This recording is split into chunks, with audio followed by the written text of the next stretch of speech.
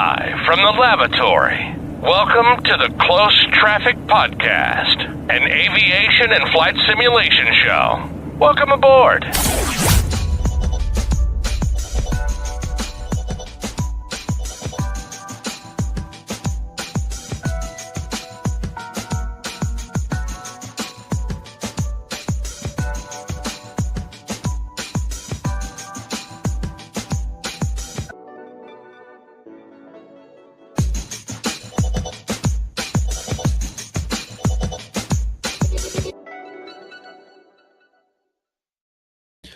Ladies and gentlemen, welcome back to the Close Traffic Podcast. I hope you guys have been well. It is your boy Mike holding it down here for the fellas today, but I am not alone. I have a very special guest on our show today, and very excited to jump right in and have some awesome discussions here about aviation, flight simming, etc. with our good friend here, Mr. Ernie.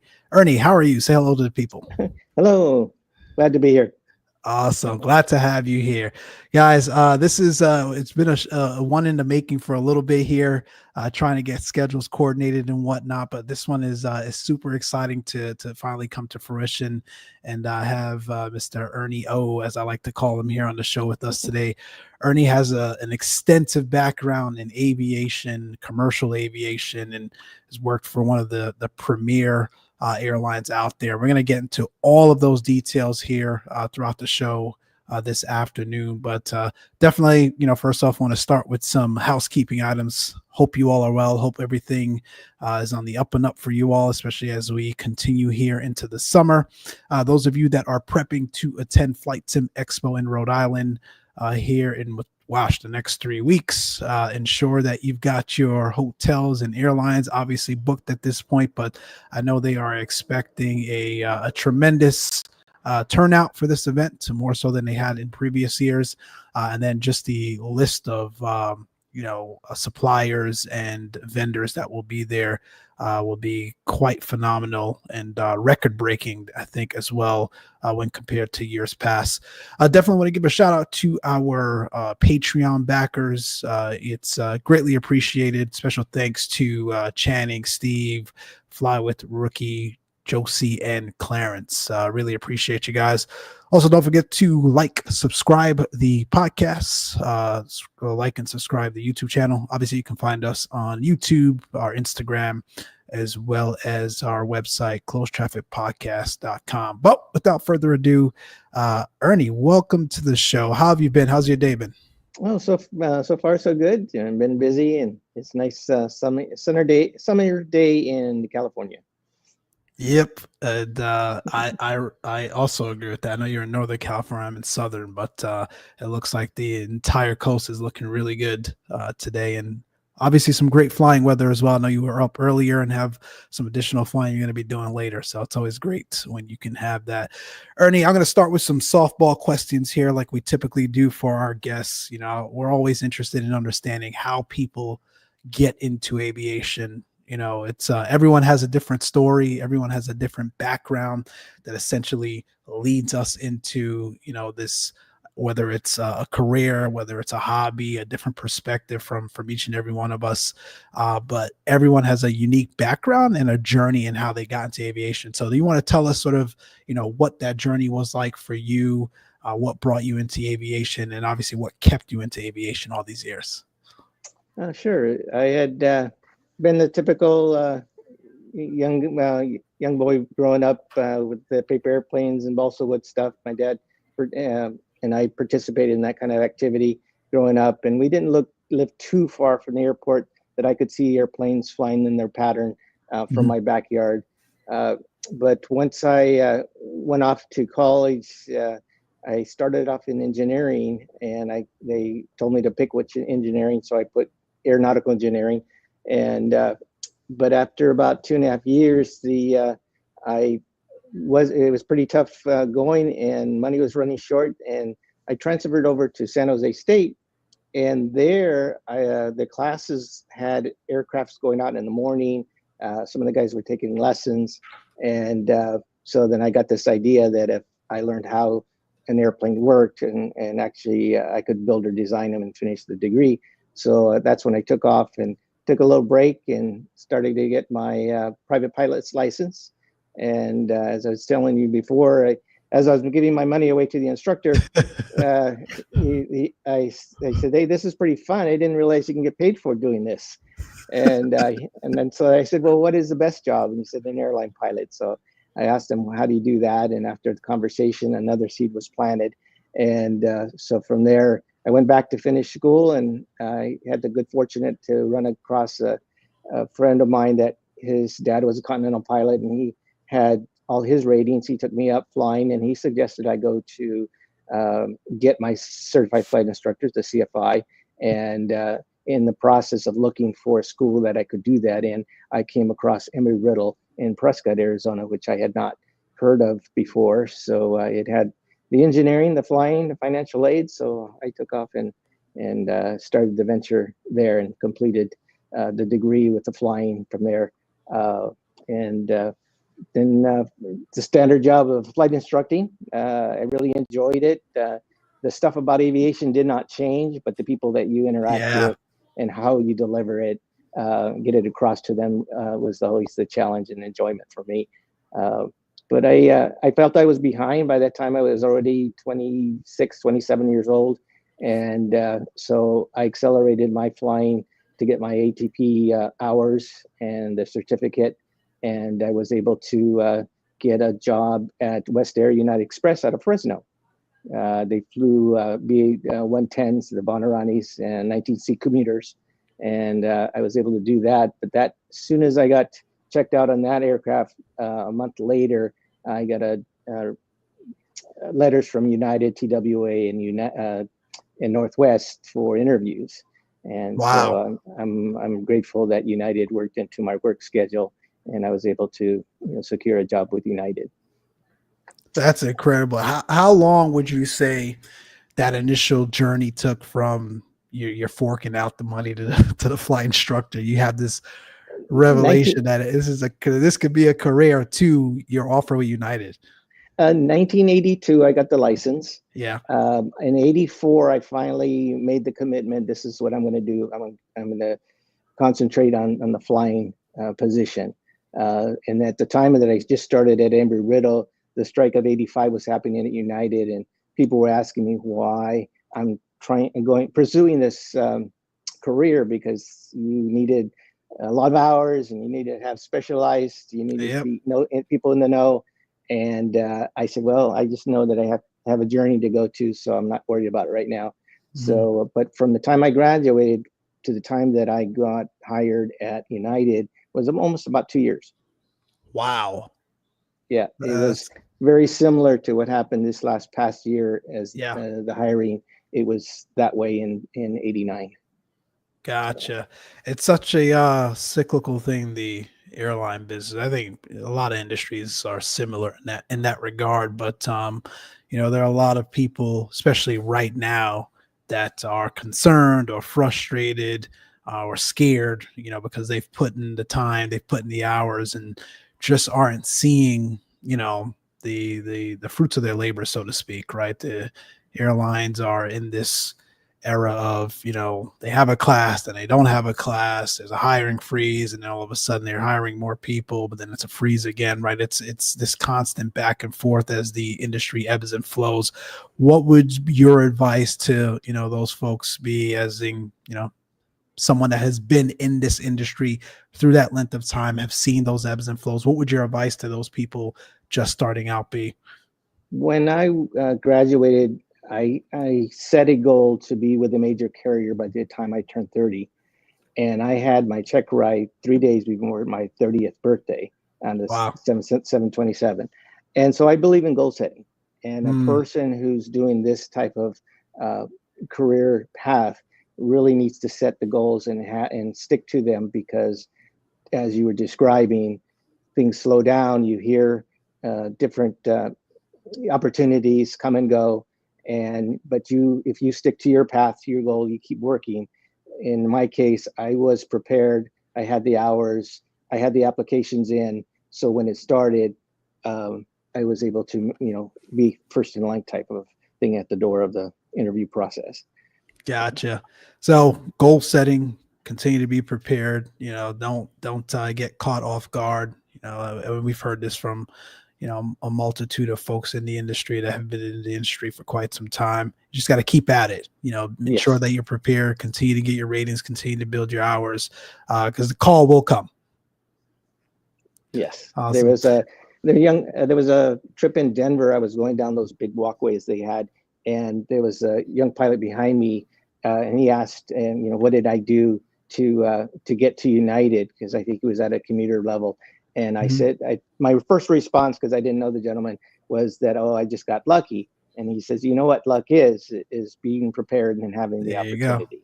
Yep. So that stuck with me for all these years absolutely. Hard work and preparation meets opportunity. That's exactly right. That's exactly right. What was flight instructing for you like? And obviously you're doing that now because it's sort of come full circle. We'll get to that a little bit later. But what was that like for you initially? I know there's a lot of folks out there, especially these days, that are kind of, they're doing it as a means to an end. They don't necessarily have a passion for it or enjoy it, but they know they need to build the hours to get to where they want to get to. But what was your take on flight instructing when you first started out? How did you perceive it? I did not see any other opportunity at the entry level. From the standpoint at the time, I was hearing stories that you needed 250 hours of multi-engine time just to get basic cargo. Ameriflight was around at the time, and that was kind of a starting point. But there was no way that Catch 22 you couldn't. Yeah. They wouldn't hire because you didn't have the money, the hours, and vice versa. And so instructing was the pathway that was the easiest and made more sense. There were individuals that said I could not afford to live on CFI pay, so they had second jobs. But in my case, because I had set a goal to get my 1,500 hours by the end of the year, I was out there from 6 a.m. till late at night for anybody who walked through the door. And so during that year, there was only 2 days that I did not fly. Every other day, it was at least an hour of flight during those time periods. That's how, and it became enjoyable, and they knew that I was available, so more opportunities came through. But, yep. But so at some point, I did go to the, I think they're still around, the Future Pilot Association, FAPA, and they would give seminars to write resumes, and so I went to attend one of those. And on the desk, they gave a stack of paper applications. So I filled that. I think I had like 800 hours, and I knew nobody would hire me, but I just sent them all out, kept a binder every time I upgraded and updated them. And then just to know that myself, that I didn't get discouraged, that I wasn't doing enough. And some of those paid off as for interview letters. But from the instructing, I was so busy during that period of time and enjoyed the passion of flying. I couldn't believe that people were actually paying me to teach them how to fly. Teach them how to fly. Yeah, there's that revelation again. Yeah, no, it's incredible. And again, while you're at Embry-Riddle, it wasn't just flight instructing. My understanding is, you worked essentially 4 different jobs while pursuing your degree and building your hours. What were those jobs, and what was that like trying to balance that all? So it was, because I was focused, it was a lot easier. You generated energy enough to do that. I did have a resident advisor job, an RA job that paid to the room and board. I figure if I had a roof over my head and something to eat, I could do anything. I was, because of my math background, I was able to tutor math for the people in the dorms. So they did that. I had a job at a foundry, casting aluminum parts, these from about 11 until about 3 in. And then I worked the weekends for Sears at the automotive department. But I also I also did a Big Brother program during that period of time, just to keep me out, keep me sane, because otherwise everybody else was having fun. At least I had the young man I was with, he just wanted to go play, and I said, hey, that's right up my alley. Let's go. So, my roommate would tell me, he says, I went to bed at night and you weren't here. And then I got up in the morning and you weren't here. Did you ever sleep? And I said, yeah, a couple hours. Couple hours in between. Yeah. I mean, that's incredible. Again, there's so much that goes into, learning how to fly, teaching others how to fly, building hours. And you're able to do that as obviously going through school to get the degree. You're able to do all of that while, doing other jobs and other roles as well. What would I think there are many that are sort of in a very similar state, especially when you consider the opportunities that are out there or lack thereof, quite frankly. What would your advice be to folks as it relates to the best way to manage and handle that sort of level of flexibility?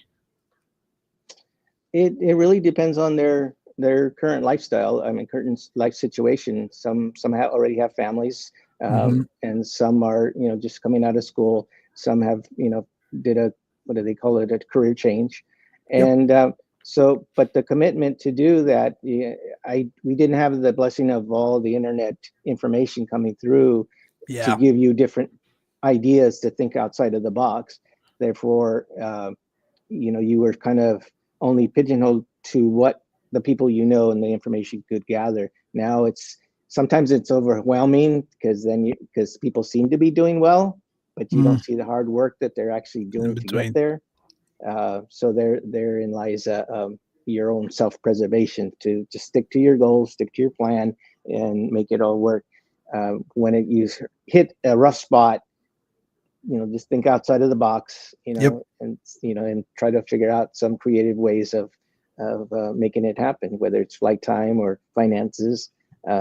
It Sometimes it's sacrifice. I fly with some individuals here that have sold all their toys, Hmm. their cars and their bikes and all these Yeah. kind of things to make the monies, and they come down to the wire and barely have anything left after they've gotten their certificates. Right. um, and but those kind of people I enjoy working with because they are committed.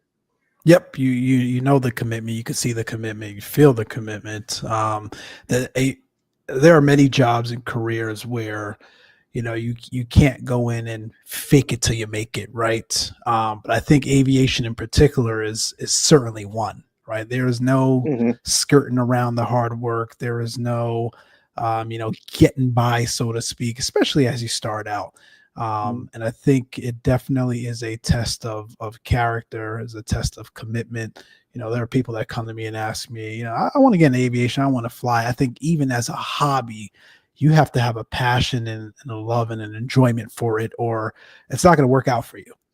Because Correct. you have to be obsessed with the art of flying. You have to be obsessed with what aviation is, understanding it and learning as much as you can, and building that skill set, and learning from others. Quite frankly, really immerse yourself into it. And it again, like other industries out there, but definitely aviation is one where if you're not committed, it's not going to work out for you. That's so true. That's Yep. so true. Mm. So great, start to the career journey, understanding sort of how you got into it, or how you fell into it, so to speak, Hmm. understanding that you could make a career out of it. Obviously you get to United. What was that like? What was your first equipment with United, and what was that like initially? Probationary year was on the panel of the 727, and a lot of these captains and first officers had been in my seat for 14 years previous, and they had just been upgrading, and things were starting to move again. So they were telling their stories of all their seasoned veteran captains and co-pilots and what they did or didn't do.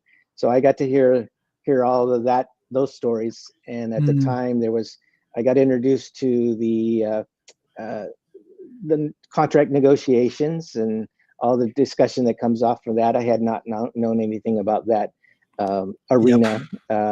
So I got to hear from the veterans what to do and not to do. And but I stayed there for the full year just because I worked so hard to get the job. I didn't want to mess anything up. Right. But there was, during that period, individuals were upgrading to co-pilots on the 737 within 6 months. So it was moving pretty quickly. Wow.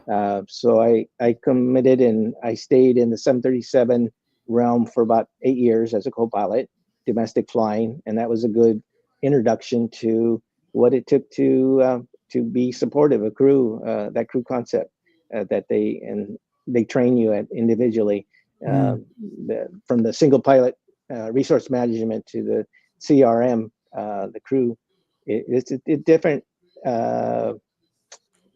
different environment, Yeah, and it's definitely. you can get complacent. You could feel more secure because you have somebody backing you up. Right. And I played a lot of team sports in football and baseball, and I enjoyed those better than wrestling and tennis because you're just those individual sports you're under the microscope, but the other ones at least you had help, right? Yep. Yeah, that CRM and that the overall working as a team and crew resource management at the airlines. I think for some it's definitely a shock, right? You go from this place of individuality and you ensuring that you're taking care of yourself and the aircraft and managing what you need to manage, and then all of a sudden it's like I'm flying with a person next to me that I've never flown with before, and that level of trust and understanding and working together to ensure you're carrying out that flight and executing it safely and efficiently for all the other people behind you is something. I think it doesn't really set in for those until they actually get in and do it. So 727, 73, but then you also eventually transitioned to the Airbus family, right? Was that all the 19s, the 20 and the 21? Yes. So there was in between there. I did go back to the 27 on the right seat as a co-pilot for a couple of years. The Okay. 777 had just come onto the property in San Francisco, so I did that as a co-pilot, and I started flying international, and that was a new experience from the domestic flying. And what it provided, because I had kept senior, I didn't move for the monies because of my family growing. My last two girls were my priority, so I was able to do a lot of family things and dad stuff because of the seniority that it for scheduling. But I stayed there for about 7 years, upgraded to a captain on the 737 for about a year till they closed San Francisco, and I returned back, which was a blessing because the girls were in that exciting time of their life that they were fun to be around, and I did a lot of coaching and a lot of other activities with them. But once that happened, I knew that they were getting older. I needed to make a move, so I went to a captain on the Airbus, and I stayed there for about 7 years. Okay. And that was back to domestic and some international, going down to Mexico City or to Canada. Yeah. That was considered international stuff as well. But it was interesting because I had a lot of young pilots coming through on the right seat, and they were all eager to learn. And so I went into that teaching mode again and was sharing with anything and everything that I had in regards to the job. So it was very enjoyable. From there, I was getting ready to upgrade again, but I was debating as to which airplane I wanted to go through. The 747 was being retired from United, and there was an opportunity to go there. So as a co-pilot, so I bid back to the co-pilot seat, and I was able to fly that the last year before it retired. So Wow, that's incredible. So the Queen of the Skies. Queen of the Skies, you had a year on. That's awesome. They retired out of Frankfurt and Beijing, and China's were last flights, and a lot of people, customers would buy tickets just to be on that last flight. So it was pretty exciting to see all the dynamics. And I also took a couple to the what they call the boneyard, the graveyard for them to get dismantled, and that was a little a little sad to see them go. You were telling me that was sad seeing that happen, and it's oh man, yep. I know a lot of people felt that way. I unfortunately never had the opportunity to ride on a Queen of the Skies, but I know many who had a lot of time, either flying it, some of the pilots out there, but more so passengers that just, love the aircraft, love the plane, and the comfortability, the flexibility of the aircraft, the long trips, and still, getting out and feeling well rested. And it was an incredible machine. Machine. Absolutely. Yeah. So from there, once it was retired, then we got to bid wherever seniority could hold. So I bid to the 787. Dreamliner. Yep, it had gone through its paces with its early years of different difficulties, but Yeah. it was a great airplane. Enjoyed it. Went into the pandemic with it, and so Okay. I got to experience that. And when everybody was staying closer to home, I was still working a full schedule carrying boxes, and it was just that never stopped for me. Other than coming home and having to scrub down before allowed back Yep. in the house, that kind of stuff. But Yeah. that was a fun journey on that airplane. That was a very nice airplane. I hear so many, awesome stories about the Dreamliner. Obviously, you had the 777 experience as well.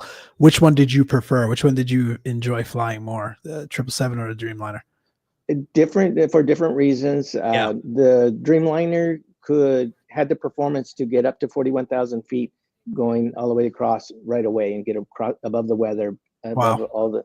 Whereas I bid the 777 300, the ER, which you could only go up to about 34 until you burned gas off, and then you Right. could go higher. So if Right. there was weather, you were in it. So You were stuck in uh, it. but that was a huge airplane, very comfortable. Both of them had nice rest facilities, so that was enjoyable on the long flights when you Nice. 12-hour Yep. commute across the ocean, that kind of thing. So it was enjoyable. That's awesome. And then you essentially became a training captain on them, correct? So I never did actually do that. I applied, but it was one of those things where the you become part of the system instead Right. of having the seniority. So I opted not to do that as the an LCA for line check Oh, airman. gotcha. Yeah, Gotcha. Okay. yeah. What would you So, you transition through many of these different aircrafts, many of those different avionics packages, etc.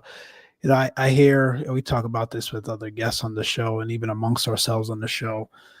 I hear there is this false sense of security and reliability on new avionics that has, more or less diminished the overall um, skill set of a true aviator. Right? There's so much reliance on the systems, the redundancy of said systems, GPS, etc. You name it. Right? Compared to the equipment that you had in the past, the aviators of the past.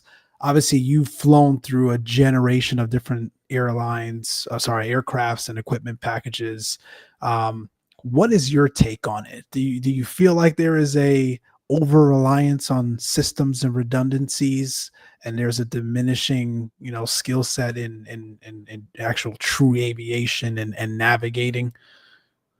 Once you have the equipment and it does work well, it's hard to go back to Mhm. the old school. Yeah. We get used to it, just like our computers and our phones, Right. and they work for the most part. They work well until they don't. Yeah. And to your point, do you have the ability to troubleshoot or go back to a standard where you could still function until you can get everything back up and running? Yeah. The There was,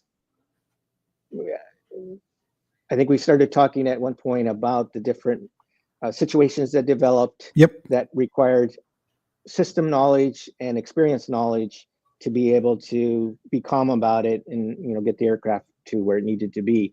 Uh, and the media definitely highlights the things that do go wrong Yeah. and the decisions that are made. And my wife reminds me of that the information we get now through media wasn't available, but it was still happening back then. Right. So whatever equipment was high state of the art at that point uh, went wrong, and people had to deal with it. I'm flying with a gentleman that works in the military DC-10 version for the tankers, and he said when he came in, that story about the United and the hydraulics at Sioux City, Oh, they yeah, get yeah. they get taught that from day one as Wow. they're working on theirs, and of course they had all revamped the system to redundancy so it wouldn't happen again.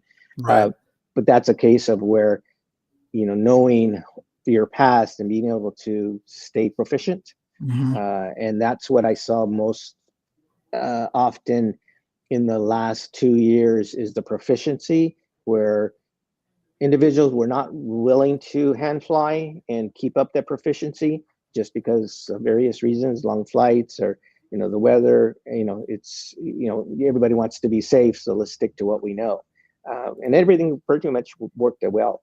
But coming back to the general aviation world, now I'm teaching instrument students, trying to integrate analog, which I'm very comfortable with, in to the instrumentations, and making them so that it's functional to the individual is a challenge, because of that lack of knowledge of, okay, what if you didn't have it? And they take the VORs away from us and you don't have it. It's like, okay, it's still in the syllabus, and how do you teach it if your airplane or your facilities are not exactly available to you?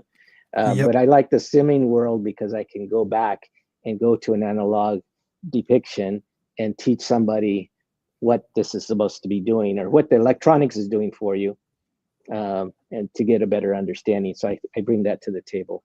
Gotcha. With the experience. We're going to touch on simming here in a second. Gosh, we're 31 minutes in already. Thank you guys for joining so far. We are on live here with Captain Ernie O, sharing us his story as it relates to his journey through aviation, the roles that he has had throughout his aviation career, and really some advice for those that are aspiring to go along on this journey, whether it be a hobby or make it a career as well. So appreciate you guys. There is a question here from the Facebook side.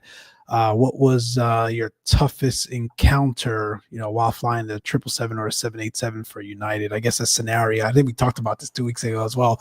What was one of your toughest encounters or emergencies, I guess, while flying?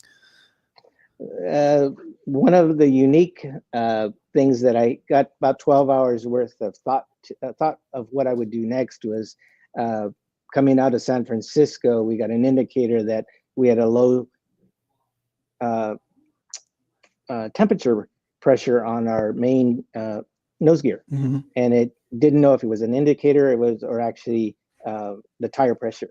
Gotcha. And it ultimately, long story short, it was the tire pressure. So the two tires that are there, one of them was flat, and so with that knowledge, to go into an airport with 300 people to say, okay, and we got to make a nice landing and keep the nose off and nice and gentle and get to the gate. That was kind of exciting situation, but you could feel it afterwards. And my co-pilot went downstairs and looked at it because they were already gathered there with another tire, and he said it looked normal, but then he kicked it and it kind of buckled in. So wow, it was gone. No way. So we were able to secure just one tire to the gate. Incredible. Ernie, you mentioned flight simming. I'm going to throw a picture up here for the audience. You sent to me a few weeks back. Again, a lot of questions we ask as well as regarding flight simming and the pros and cons of it, especially for those that are out pursuing aviation via a hobby or as a career. You obviously have come through, like I mentioned, generations of aviation and even how flight simming has evolved, but you clearly are an advocate for it, right? You believe in it to a degree as it relates to being able to train and to do things on the ground in the sim before you actually get up in the air. How is I guess for yourself, how has flight simming helped you throughout your journey, but as well as now as a CFI again, how is that helping your students through their journey as well? It's been exciting. My first introduction in college was a black and white Macintosh that had pixelated six-pack, and I actually used that to practice my scan. So you've heard the term glorified chair flying. And it's chair flying is still valuable, but when you have these additional things to stimulate the ability to remember is beneficial in my eyes. And of course, going every year and then afterwards every 9-month rotation into the simulators at United, and sure they're sophisticated enough to get type rated in, but you did that with an intent of doing everything that you hopefully never happened to you, but if it did, you're ready. And then I take that kind of thought process to to this level that I advocate to be able to know how things and turn knobs and get a understanding, at least visually, what it should be doing without the fear of having to, and the cost of having to be up in the air. This particular picture was generated because my grandson, when he was about 15, said, "Grandpa, I think I want to fly for a living." And we built this shell from plans on the internet, and I had the hodgepodge controls, and we put those together. It was actually looked like a 172 initially. This one looks a little more intense because after he left out of high school, I upgraded from the 47 to the 7.8. And on the screen, these are the depictions of a company that developed the 787, the Quality Wings, I think it was called. Okay. Yep. Yep. And I was able to study before I went to actual training and got familiar with all the systems. So when I actually went into United simulation, it was just so much easier. I could assimilate more of the information in depth. So I advocate that now. So where I've come back here, and this is my hobby job to instruct. I want to give back. I want to share this passion I have for flying, and I see a lot of physically flying, but I've tried to implement some of the things that we have here at the office to be able to mitigate some of the costs. I can push pause to talk about it, and it's a lot more calm and relaxing than in the airplane when it's noisy and turbulent. So it makes a better learning environment in my eyes. So 100% aligned and agreed with you. I think, even throughout my own aviation journey, the sim has helped me tremendously. Obviously, more so when I was doing instrument than private, but even private, there is a level of familiarity that is above and beyond your traditional chair flying that you get with, especially these days with how advanced desktop flight simming has come, how far it's come. You mentioned Quality Wings. There's also great developers out there like PMDG that simulate the Boeing fleets or the 737 and the 777. And it's incredible, when you talk to real world drivers of these aircrafts out there that also flight sim and say, man, I feel like I'm in a real plane. Like there is a level of realism here that certainly helps you with familiarity and a level of immersion that doesn't detract like some others think. Obviously you got to understand and be sure to separate the two. But it certainly, if you do it correctly, certainly helps and goes a long way. I totally agree. The one discussion I just had 2 days ago was an individual that had about 250 hours worth of simming, and he's now learning to fly. And he made the comment initially that the habits and ability to fly that aircraft on the computer does not necessarily, in some cases, translate. Yep. So he has to learn a new set, and he's realizing that. So it's making it easier instead of saying, why isn't it happening the way that I've been doing it for the last couple of years? Right. And so I took that a little bit farther, and it's two different, it's same machine, but two different aircraft. So when you go from a different Airbus to the Boeings to a King Air, they're all airplanes. They all have the characteristics, but yet you have to learn how to manage them. Nope, that's exactly right. Awesome. Let's see here. Do we have any other questions? No other questions in the chat for now. I do want to talk about, Ernie, you mentioned family a few times. You also shared the story with me. You met your wife via United as well. She was a flight attendant. You were coming back from Mexico into San Francisco, and she was actually working that leg. How, first of all, walk us through that encounter, and then being a family of parents in the airlines, how have you guys been able to sort of manage that work-life balance dynamic with 3 children?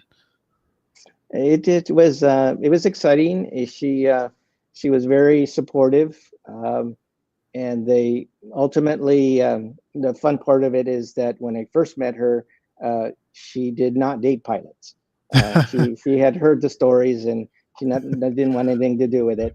And it took me about a year before she found out I was a little bit different than most of them. But 35 years later, we made it work during the bidding schedules that were opposite. So somebody was always home, so we didn't have to hire anybody to raise our kids.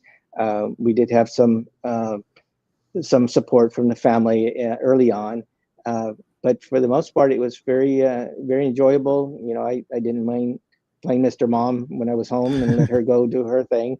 Yeah. She did stop flying after our last one was born 28 years ago, Okay. and she was able to secure other jobs, and that helped just because I was flying the international stuff more often. And the fun thing is that during the pandemic, she saw that they were rehiring flight attendants. And instead of staying home being bored, she reapplied and she got hired again. So Oh, really? she actually, I retired and she went back. So she has a hobby job now, and I have this the hobby job. Yeah. So oh, that's cool. Yeah. So flying is still part of our family. But the three girls, and I got to travel quite a bit. For the last two, the younger ones, I was able to go to all 50 state capitals with them, with the travel benefits and the time off. And so it took us 5 years, but we got it done. They were about 8 and 10 when they started, but I got pictures of each year that went back. You could see them. Oh, really? Yeah. So that's very enjoyable, as far as supporting the family, because that was what was important. Yep. The job provided the opportunity to be able to do that kind of activity. That's incredible. And I did see that actually, you sent me the Hemisphere magazine that, you guys did that as an activity and as a mission with the children. So walk us through this. So this was the Hemisphere magazine. You're featured in here, Navigating New Horizons. I think this was as you were getting ready to retire from United, right? Walk us through how this came to fruition. My middle daughter had seen an article about another individual in the hemispheres, and she said, well, why can't my dad be in here? He's did a lot to get to where he's to his position. So she called up the editor who and some of the writers of the magazine and inquired and how it comes to be that somebody ends up in the magazine. She was able to secure an interview. And it was fun. The woman that interviewed us, very friendly, and we had the whole family. Well, the two of the girls and my wife were there, so they got to interact as I was answering the questions as well. So she got this more perspective of how the family participated in my career journey as well. So it was very enjoyable. I was real touched that I just thought I would just kind of drift away and you retire and you leave the job and that's about it. But it was very enjoyable to go through the questions and ask. I says, well, I guess I did have a very good career, because you forget over all those years of all the adventures and all the mishaps, all the unfortunate hard work that goes into it. But it definitely was enjoyable to see that in print. Yeah, man, when you're heads down working and grinding through it all, obviously enjoying it, I'm sure, as well. But, you're on a mission here, you're working through it. You're ensuring you're getting through, every flight's different, I'm sure. Every scenario is different. It's very easy to put that stuff on the back burner and forget just how much you've accomplished. But, as with everything in life, it's definitely worth taking stock and, appreciating and admiring it, and obviously being recognized for it. So pretty incredible. But one of the comments early on, my college buddy asked me, well, so how do you like your job? And I told him at that time, I was just flying the 37. I said, well, there's not a whole bunch of places that give me at the time, it was brand new 737-300s, and they even smelled new. Oh, wow. They give me a brand new airplane, they put gas in it, they let me fly it around, and then they pay me for it. I can't. I don't know what other job is who has a better job. That's incredible. That's really cool. And I think those of you that are out there aspiring, you'll get there one day. You'll definitely get there one day. And then Ernie, I definitely want to touch on the California Red Tails. Obviously, that is how, I've been able to meet you. I've been a part of the organization now, gosh, 3 years, about a month ago. And it's been incredible, flying with you all, talking to all of you with different career paths, different journeys. Like I mentioned at the top of the hour, different stories as it relates to how you got into aviation. But walk us through how you got into the California Red Tails and, how you became a current member. It was through this Travis Aero Club. There's a friend of mine, Michael Wilkes, that introduced me and invited me to one of their fly-ins. And so I attended, and I was also participating in some of the people that were there in Hayward. I met Jarvis at the time, and Seth. We had some negotiations with some aircrafts, and I just became part of the family, and so I participated even though I was still working. I was able to attend a number of their events, and look forward to being able to do a little more flying with them. The history that I brought with told Jarvis this story initially was that I have an uncle by marriage that his father was part of the organization there to Tuskegee. He was actually flying, and he was an instructor there. And I had a couple of articles that I shared with the group, and so I felt akin to the whole history. So Gotcha. It's kind of exciting to know people and kind of acknowledge the benefits and the contributions that they did.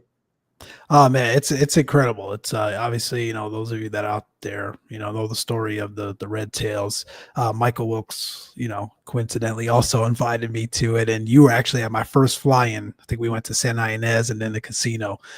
So it's been incredible flying with everyone participating in the monthly events. And like I said, just being able to pick everyone's brain and truly understand everyone's background and their journey through aviation, and the majority of whom actually are out there that own their own aircrafts. I think it's pretty remarkable.